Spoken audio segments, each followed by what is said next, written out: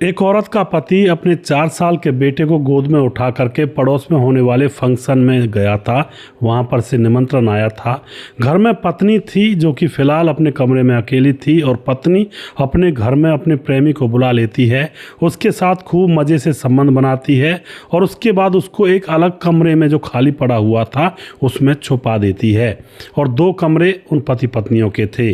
प्रेमी को छुपाया हुआ था। अब जो पति होता है वह वापस लौटता अपने बेटे के साथ उस फंक्शन में से और वापस आकर के अपने कमरे में सो जाता है। और फिर जो पत्नी होती है अपने प्रेमी वाले कमरे का दरवाज़ा खोल देती है और उसकी तरफ इशारा कर देती है। फिर वह जो प्रेमी होता है जा करके उसके पति के ऊपर हथौड़े से वार कर उसको ख़त्म कर देता है। तभी उसका 4 साल का बेटा जो पति के पास सोया हुआ था वह जग जाता है और जग करके डरप करके यानी कि डर जाता है और माँ की गोद में जाकर लिपट जाता है, क्योंकि माँ भी वहीं पर खड़ी हुई थी और उसके पिता की हत्या कर रहा था माँ का प्रेमी। और जा करके माँ की गोद में लिपट जाता है। इतने में ही जो वह माँ थी जिसकी गोद में उसका बेटा गया था अपने प्रेमी से बोलती है कि तुम्हें इसे भी ख़त्म करना होगा, क्योंकि ये सबको बता देगा। उसके बाद हमारा जो प्लान है वो पूरा फेल हो जाएगा। लेकिन जो प्रेमी होता है वह कहता है कि जो हुआ सो हुआ, लेकिन इस बच्चे को मैं नहीं मार पाऊंगा। और उसके बाद जो माँ होती है उस बच्चे की वह कहती है कि तुम नहीं कर पाओगे तो इसका काम तो करना पड़ेगा, फिर मैं इसको ख़त्म करूंगी। और वह गोद में था बच्चा छोटा सा और उसके गले को दबाने लगती है और अपने बच्चे की निर्मम तरीके से हत्या करके अपने पति की बगल में लिटा देती है। दोस्तों, जब इस महिला को पकड़ा गया था ना, जब किसी पुलिस वाले ने कहा था कि तुझे शर्म नहीं आई, तू कैसी माँ है, अपने 4 साल के बेटे को भी मार दिया तुमने, तो पता है इसने क्या कहा था? इसने कहा था कि मैंने ही पैदा किया था और मैंने ही मार दिया, तुम्हें क्या दिक्कत है इस बात से? तो इस बात को लेकर के इसकी अच्छी तरह से धुनाई हुई थी। फिर वहां पर पुलिस वालियों ने इसको अच्छी तरह से धुना था, पीटा था। तो क्या हुआ था यह मामला, क्यों ऐसा हत्याकांड हुआ था, पूरी कहानी जानेंगे। और जबकि यह लड़की जो औरत थी यह बड़े बाप की बेटी थी, कोई ऐसी नहीं थी। तो और जो लड़का था यह भी बड़े खानदान से था। पूरी कहानी देखिएगा, आपको सब कुछ पता लग जाएगा कि आखिर क्यों हुआ था यह कांड। नमस्कार, मैं हूं सुदेश कुमार और तिरछी बात चैनल में आपका स्वागत है। यह घटना उत्तर प्रदेश के गोरखपुर के शाहपुर एरिया के अंदर अशोक नगर पड़ता है। उस अशोक नगर के अंदर राजकुमार यादव जो कि इंस्पेक्टर हैं और उन्होंने 2 मंजिला मकान बनाया हुआ है और वह बलरामपुर में उनकी पोस्टिंग है, यानी कि पोस्टेड है बलरामपुर के अंदर। राजकुमार यादव की पत्नी जो फिलहाल मायके गई है और राजकुमार यादव के जो बच्चे हैं वो बाहर पढ़ाई करते हैं। और राजकुमार यादव के घर में उसकी माँ है और साथ में उसका छोटा भाई डॉक्टर ओम प्रकाश यादव है जो कि आंखों का डॉक्टर है। और उसकी पत्नी है अर्चना और उसका बेटा है नितिन जो कि 4 साल का है। अब यह बड़ा परिवार था, 2 मंजिला मकान था। तो ग्राउंड फ्लोर पर तो राजकुमार और उसका परिवार और उसकी माँ रहा करती थी। माँ का नाम होता है बागेश्वरी देवी। और जो फर्स्ट फ्लोर है उस पर 2 कमरे और एक अलग से कमरा बना हुआ है। वहाँ पर छोटा भाई अपनी पत्नी और अपने परिवार के साथ रहा करता था ऊपर। तो कोई परेशानी नहीं थी, आराम से हंसी खुशी से यह परिवार रह रहा होता है। अब क्या होता है दोस्तों, घर का एक कमरा किराएदार को भी दिया हुआ था, क्योंकि इस घर के अंदर काफ़ी कमरे थे। तो जहां पर महराजगंज निवासी 2 पति पत्नी रहा करते थे, तो इस एक घर के अंदर 3 फैमिली बस रही थी। मकान में कुछ कंस्ट्रक्शन का काम और भी चल रहा था। इनका विचार ये था कि शायद कुछ और थोड़ा बन जाए तो उसको भी किराए पर दे दिया करें, तो कोई दिक्कत नहीं थी। अब कंस्ट्रक्शन का काम चल रहा था तो 21 जनवरी 2016 की सुबह 8 बजे मजदूर अपने काम पर आते हैं और आकर के ऊपर वाले फ्लोर में जहाँ पर काम चल रहा था वहाँ पर दरवाज़ा खोलने के लिए कहते हैं। ओम प्रकाश को आवाज़ लगाते हैं जो डॉक्टर साहब होते हैं और इस इंस्पेक्टर के छोटे भाई जो डॉक्टर हैं। ओम प्रकाश को आवाज़ लगाई जाती है, लेकिन ओम प्रकाश तो बोलता नहीं है। और दूसरे कमरे में से उसकी पत्नी अर्चना ज़ोर ज़ोर से रो करके बोलती है कि मुझे कमरे में से बाहर निकालो। ज़ोर से आवाज़ आती है कि यह कमरा बाहर से बंद है। तो इतने में ही नीचे से उसकी सास बागेश्वरी देवी पहुंच जाती है और किराएदार जो रहा करते थे उस मकान के अंदर महराजगंज के निवासी पति पत्नी वो भी वहाँ पर पहुँच जाते हैं। तो अब उस अर्चना को उसके कमरे में से निकाला जाता है अर्चना एक कमरे में अलग से बंद थी। अर्चना को जैसे निकाला जाता है उसके बाद उस डॉक्टर ओम प्रकाश का कमरा देखा जाता है, क्योंकि दोनों पति पत्नी के बीच में अनुबंध थी, अलग अलग रहा करते थे।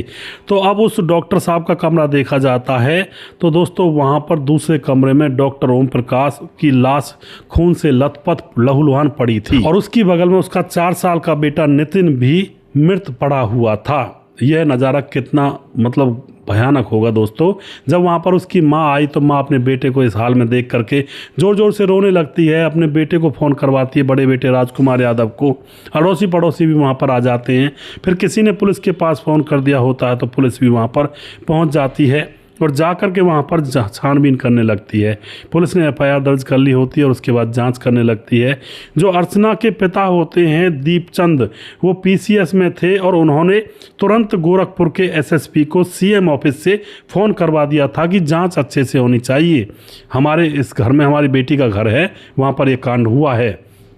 अब दोस्तों क्या होता है, पुलिस जांच पड़ताल में लग रही थी और बारीकी से इस केस की छानबीन कर रही थी और जो अर्चना दूसरे कमरे में मुंदी हुई मिली थी उससे भी पुलिस पूछताछ करना चाहती है, लेकिन अर्चना तो रो रो कर बहुत बेहाल हो रही थी।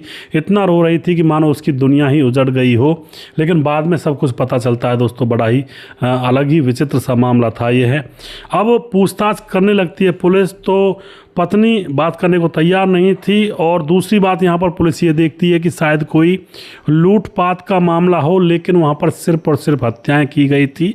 कोई भी सामान वहाँ से गायब नहीं था, ना ही सामान अस्त व्यस्त था, क्योंकि लूटपाट होती तो उनकी अलमारियां फैली पड़ी रहती और बेड वगैरह के ढक्कन खोले जाते, इधर उधर से देखा जाता, लेकिन वहाँ पर ऐसा कुछ नहीं था। अब पुलिस को लग रहा था कि शायद कोई रंजिश के चलते हुए इस आदमी की हत्या की गई है। अब रंजिश का नाम जैसे लेते हैं, इधर उधर पूछते हैं तो सभी लोग बताते हैं कि भाई रंजिश तो उसकी किसी से होगी नहीं, क्योंकि ओम प्रकाश डॉक्टर साहब बहुत ही सीधे साधे थे। आज तक हमने उससे किसी से लड़ता झगड़ता भी नहीं देखा, तो उसके साथ रंजिश की होगी। अब पुलिस को जब यह सवाल मिलते हैं, इसके बदले में किराएदार से फिर पुलिस पूछताछ करती है। फिर किराएदार से जब पूछताछ करती है तो वहाँ भी कोई क्लू नहीं मिलता है। अब माँ से पूछताछ करती है तो माँ ने बताया कि ये जो पत्नी है जिसका नाम अर्चना है, यह मेरे बेटे की दूसरी पत्नी है, क्योंकि पहली पत्नी से इस बेटे की बनी नहीं थी और वह दूर जो ड्यूटी किया करती थी तो वह यहाँ पर आ नहीं सकती थी बार बार, तो वह तलाक देकर चली गई थी और फिर उसके बाद दूसरी शादी अर्चना से हुई थी मेरे बेटे की। और फिर यहाँ पर दोस्तों पता लगा कि अर्चना और ओम प्रकाश की आपस में बनती नहीं थी और नया घर इन्होंने बनवाया था दूसरी जगह, वहाँ पर रहने के लिए तैयारी कर रहे थे, लेकिन वहाँ पर शिफ्ट होने से पहले ही इस आदमी यानी कि डॉक्टर साहब ओम प्रकाश की मृत्यु हो जाती है, हत्या कर दी जाती है। अब यहाँ पर शक जाता है मजदूरों पर। मजदूरों से भी पूछताछ पुलिस अच्छे से करती है, लेकिन मजदूरों से भी पुलिस को कोई क्लू नहीं मिलता है। और सबसे मेन बात ये थी कि भाई बच्चे को क्यों मारा, ये सबसे मेन बात थी। और उसके बाद माँ ने बताया कि 2 महीने से इन दोनों पति पत्नी के बीच में झगड़े हो रहे हैं और दोनों अलग अलग कमरे में सोते हैं। अब यहाँ से भी पुलिस का दिमाग थोड़ा सा घूमने लगता है। तो अब पत्नी जिसका नाम होता है अर्चना, जो कि रोए जा रही थी, अब वह ड्रामा कर रही थी या ढोंग कर रही थी, पुलिस तो अब यह नहीं बता सकती, लेकिन अब पुलिस को शक हो जाता है अर्चना के ऊपर। और फिर अर्चना के फ़ोन की कॉल डिटेल्स पुलिस खंगालती है और जब कॉल डिटेल्स खंगाली जाती है तो यहाँ पर एक और नया चैप्टर पुलिस के सामने खुलकर आता है। जो अर्चना होती है वह अजय यादव नाम के एक शख्स से, जो कि पेशे से टीचर है, और उससे यह प्यार किया करती थी। बार बार उस पर फ़ोन करना और कई घंटों तक उस पर फ़ोन करना। फिर पुलिस उस अजय यादव टीचर की लोकेशन निकालती है, तो जिस रात कत्ल हुआ है उस रात उस अजय यादव टीचर की लोकेशन भी उसी कमरे के अंदर थी। तो यहाँ पर दोस्तों अब मामला सारा कुछ समझ में आ जाता है पुलिस के, और तुरंत उस अजय यादव को गिरफ्तार किया जाता है और उससे सख्ती से पूछताछ की जाती है। और इधर इस अर्चना को भी पकड़ा जाता है, इसके भूत उतार दिए जाते हैं थोड़ी देर में, जो ये ढोंग कर रही थी, और उसके बाद इनसे सख्ती से पूछताछ की जाती है। तो अब यहाँ पर प्यार का मामला निकल कर सामने आता है। यह दोनों फेसबुक पर एक दूसरे से मिलते हैं हैं, दोनों एक दूसरे से बातचीत करने लगते हैं। उसके बाद इनकी मुलाकात होती है और ये दोनों एक दूसरे के साथ संबंध भी बनाते हैं।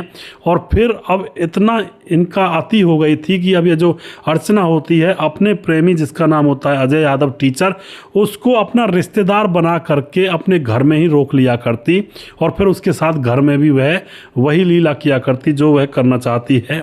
तो यह इनके घर में भी आने लगा था। और अब दोस्तों धीरे धीरे समय गुजरता है, इन दोनों पति पत्नी के बीच में झगड़ा होने लगता है। झगड़ा इतना बढ़ गया था कि अर्चना अब अपने प्रेमी से कहती है कि मेरे पति को अगर तुम जान से मार दो तो इसको एक घटना का अंजाम दे देंगे कि कोई लूटपाट करके चला गया या फिर पता नहीं कौन मार कर चला गया। मुझे एक कमरे में अलग से बंद कर जाना इसकी हत्या करने के बाद, और फिर हम इसको ऐसा मामला बना देंगे कि जिसको पता ही नहीं चलेगा किसी को, और फिर हम दोनों शादी कर लेंगे। मेरे पति की प्रॉपर्टी जो इसने बनाई है, नया घर, वो मेरे नाम आ जाएगा और फिर उसमें हम दोनों प्यार से आराम से रहेंगे। जो पत्नी अपने प्रेमी से कह रही है कि भाई मेरे पति को मार दो, मैं तुम्हारे साथ रह लूँगी, उसकी क्या गारंटी वो प्रेमी के साथ भी ऐसे ही रहे प्यार से। अगर तीसरा मिल गया तो वह उसको भी मरवा सकती है, क्योंकि जो औरत अट्रैक्शन के प्रति ज़्यादा झुकाव है, जिसका ये जो अट्रैक्शन होता है ना एक दूसरे आदमी के प्रति, अगर पत्नी से मन भर जाता है तो दूसरी औरत दिख जाती है, उस पर दिल आ जाता है, फिर कुछ दिन के बाद उससे भी मन भर जाता है, तीसरी औरत दिख जाती है, तीसरा पुरुष दिख जाता है, तो फिर उस पर मन आ जाता है। तो इसको अट्रैक्शन बोलते हैं, प्यार नहीं बोलते, इसको वासना की पूर्ति करना बोलते हैं। क्या गारंटी है ऐसी औरत अपने प्रेमी को भी जिंदा छोड़े या ना छोड़े, या फिर प्रेमी उसको जिंदा छोड़े या ना छोड़े। ऐसा ही यहाँ पर हुआ था। अब दोस्तों यहाँ पर पूरी प्लानिंग के तहत मामला रचा जाता है और इंतज़ार करते हैं कि वो दिन आखिर कब आएगा। और एक दिन वो दिन आ ही जाता है जब ये बाप बेटे यानी कि डॉक्टर साहब ओम प्रकाश यादव अपने 4 साल के बेटे नितिन को अपने कंधे पर बिठा करके, पड़ोस से निमंत्रण आया था, कोई फंक्शन था किसी का, उस फंक्शन में चले जाते हैं, खाना पीना खाते हैं और वहीं पर थोड़ी देर व्यतीत करते हैं। इतने में ही उसकी जो पत्नी होती है अर्चना अपने प्रेमी को फ़ोन करके बुला लेती है कि आज मामला साफ है और आज उस घटना को अंजाम देंगे। तो उसका प्रेमी तुरंत वहाँ पर आ जाता है। अभी तक पति आया नहीं था बच्चे को लेकर, तो इन्होंने सोचा कि चलो संबंध बना लेते हैं। उसके बाद ये संबंध बनाते हैं। संबंध बनने के बाद यह पत्नी अपने प्रेमी को दूसरे कमरे में छुपा देती है। फिर पति आता है, वह उसके पति के हथौड़े से हत्या कर देता है। बेटा जग जाता है, माँ की गोद में चला जाता है कि माँ ये क्या, डर जाता है। तो उसके बाद कहती है माँ कि इसको भी मारना होगा, ये चश्मदीद गवाह बन जाएगा। तो वह कातिल कहता है प्रेमी मैं इसको नहीं मार सकता। तो माँ कहती है कि मैं इसको मारूंगी क्योंकि इसको जिंदा नहीं छोड़ना है। और फिर वह गला दबाकर अपनी गोद में बैठे हुए बेटे की हत्या कर देती है और उसके पिता की बगल में लिटा देती है। और फिर अपने प्रेमी से कहती है कि मुझे मेरे कमरे में बाहर से बंद कर जाओ। अब उसके बाद वह प्रेमी उसको बाहर से बंद कर जाता है और वहाँ से फरार हो जाता है। और इस बात पर पुलिस को शक भी हुआ था कि भाई इसको क्यों नहीं मार कर गया कोई। अगर कोई हत्यारा होता, बदला लेना होता, तो इसको भी मार कर जाता। जब उसने बच्चे को नहीं छोड़ा तो इस पत्नी को कमरे के अंदर सेफ बंद करके क्यों जाता। यहीं से दिमाग घूमा था पुलिस का कि इस पत्नी का कहीं ना कहीं अवैध रिश्ता है और मामला कुछ अलग ही निकलेगा, और मामला अलग ही निकला। तो इस तरह के केस भी दोस्तों यहाँ पर हो जाते हैं, देखने को मिलते हैं। आप क्या कहना चाहते हो इस घटना के बारे में, अपनी राय कमेंट बॉक्स में लिख सकते हैं। और उन लड़कियों से, लड़कों से कहना चाहता हूँ भाई इस हवस और वासना के चक्कर में ना पड़े, वरना एक दिन ऐसा आता है जब कोई कहीं का नहीं रहता है। अब ये दोनों प्रेमी प्रेमिका जेल में हैं, तो वहाँ पर एक बात मैंने बताई थी, पुलिस वाले ने कहा था तुमने अपने बेटे, छोटे से बेटे की हत्या कर दी, तो ऐसी माँ है। तो उससे भी इसने ये कहा था कि मैंने पैदा किया था, मैंने मार दिया, तो क्या हुआ। फिर वो लोग इसकी धुनाई कर देती हैं अच्छी तरह से। जेल में भी अपने प्रेमी से मिलने की गुहार लगा चुकी है। लेकिन दोस्तों अब तो बस ऐसा ही मामला है। इस तरह के लोग, इस तरह की दुनिया आजकल है, कलयुग का दौर है। सावधान रहें, सतर्क रहें और अच्छे से रहें। वीडियो के लास्ट में कुछ भाइयों के नाम लेना चाहूँगा जो हमारे वीडियोस को देखते हैं और हमें खूब सपोर्ट करते हैं। राम गोसाई कमेंट करते हैं हमारे भाई लगातार, और उसके बाद हमारे साथ नईम अहमद हमारे भाई लगातार कमेंट करते हैं। पवन कुशवाहा कमेंट करते हैं। समाधान पाटिल जलगांव महाराज से कमेंट करते हैं। भीमदत्त जोशी हमारे भाई लगातार कमेंट करते हैं।